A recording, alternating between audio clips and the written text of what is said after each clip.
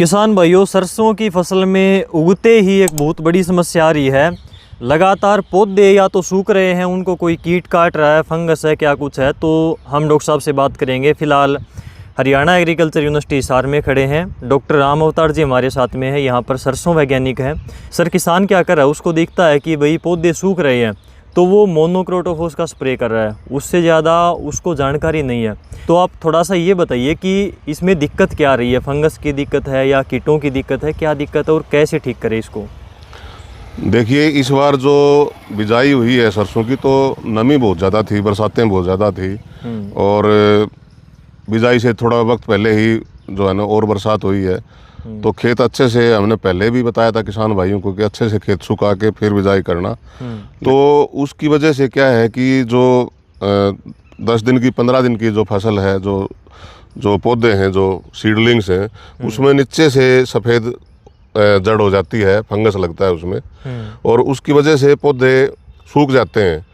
तो किसान भाई ये सोचते हैं कि इसमें कोई कीड़ा काट रहा है जो है, और वो मोनोक्रोटोफास का स्प्रे करते हैं। मैंने भी बहुत सारे जगह किसानों से बात की है, तो वो भी यही कह रहे हैं कि कोई कीड़ा है। तो किसान भाइयों, ये कीड़ा नहीं है, ये नीचे जड़ में जो है, जड़ गड़ी हुई है, फंगस है।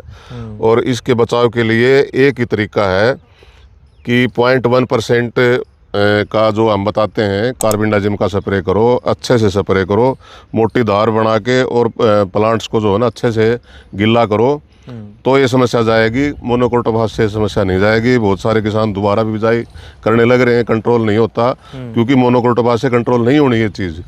तो मेरा यही सुझाव है कि इसमें 0.1% कार्बेंडाजिम का स्प्रे इसमें करें। 0.1% का मतलब है कि 1 ग्राम 1 लीटर में, 100 ग्राम 100 लीटर में, 500 ग्राम 500 लीटर में। तो इस तरह से घोल बना के जो है उसका स्प्रे करें जी।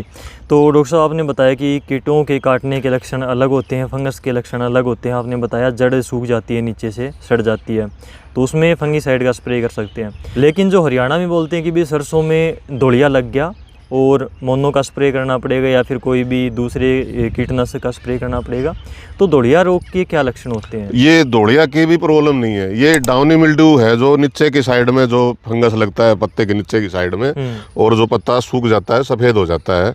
तो धुड़िया का प्रकोप नहीं है, ये डाउनी मिल्ड्यू बीमारी है ये। और ये भी इस बार काफ़ी आई है।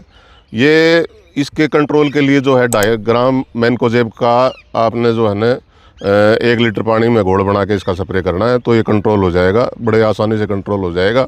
और ये जो शुरू वाले 2 पत्ते आते हैं, जो उन्हीं पत्तों में दिक्कत होती है, जो आगे नए जो पत्ते आ रहे हैं उनमें समस्या आएगी भी नहीं।